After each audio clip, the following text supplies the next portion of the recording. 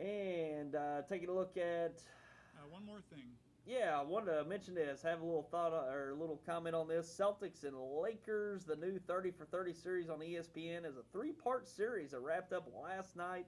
I haven't watched all of this. I've gotten to watch the first 30 minutes of this 30 for 30 from the first part, and I'm going to try to get that watched up tonight. It concluded last night. I've got it DVR'd and ready to watch in its entirety, and just had a few comments on it. I just love this story, Celtics Lakers. I wish I was old enough to have watched it myself there in the 80s, but just looking back on that, and anytime I can watch Celtics Lakers rivalry in the 80s, I just eat it up. And some of the best basketball that's ever been played was there in the 80s, certainly with those two teams in the NBA Finals. I just had some comments that were really entertaining, I thought, from what I've watched. That they did a good job leading up to the series and going back to the Celtics dynasty from like the 50s and 60s, and even the Lakers dynasty with George Mikan earlier in the day as well. But the Celtics, what really was really comical is that the Celtics, Red Auerbach, coach of the Celtics, legendary coach, was looking to draft Bill Russell from San Francisco. He was the best player in the country, and race was certainly an issue during those time, and teams selecting black players, which black players weren't prevalent in the NBA at that point, certainly at the top of the draft. And Bill Russell was the best player in the country coming into that draft. And Red Auerbach was looking to get up in the draft and draft him. But they were, I think they started at ninth, or they were a few picks down in the draft. He was looking to move up, get Bill Russell at the top of the draft, and they were actually making deals with teams not to select Bill Russell. So it wasn't if they were trading players or anything. They were just making deals with other teams for them not to pick Bill Russell, just to pass on him. And one he got the St. Louis Hawks. St. Louis had an NBA team. St. Louis Hawks to pass on him, and there's quite Jim Crow was in St. Louis, so I think they probably would have passed on him anyways due to the racial factor there. But Red Auerbach got the Rochester Royals to pass on Bill Russell by giving Rochester the Ice Capades. Which was in the Boston Garden, Boston gave Rochester the Ice Capades for them to pass on Bill Russell. So it's amazing back in that day what teams did to maneuver and draft or to acquire a player, to resort to the escapades, giving up the escapades for a player or for even the chance to draft a player.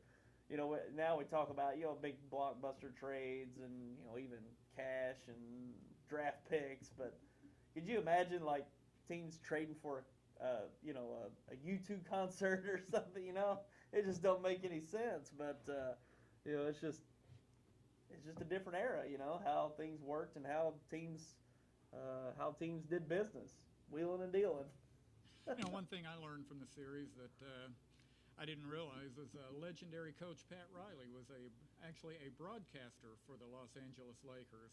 And Dr. Jerry Buss, when it was time to make a change at head coach, brought in Jerry West as offensive coordinator, if you can imagine that term in professional basketball, and Pat Riley is the coach. And at the time of the press conference, nobody really knew who was in charge. So Jerry West steps up and says, "I'm offensive coordinator, Pat Riley's the coach," and the rest is history. Wow. Pat Riley's done it all, hasn't he? He really has. I didn't realize he was a broadcaster. Me neither. Didn't realize that. He was featured big in that, what was that, Glory Road film with what do they call that, the West Texas team that won the national championship over Kentucky, and now known as UTEP. But, that was a big movie a few years back. Pat Riley was a player on the Kentucky team that team beat, that really, broke through the black athlete and the black teams, that sort of thing. Pat Riley's just done a little bit of everything.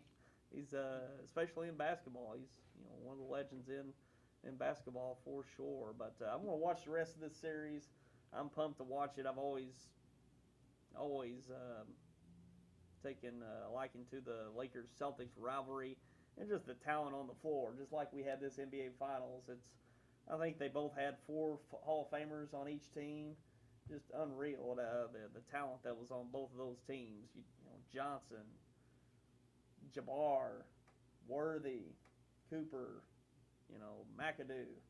And on the other side, Bird, McHale, Parrish, Johnson, Ainge, even Bill Walton later in the 80s. He got on that team. Just unreal the talent that was accumulated on those two teams.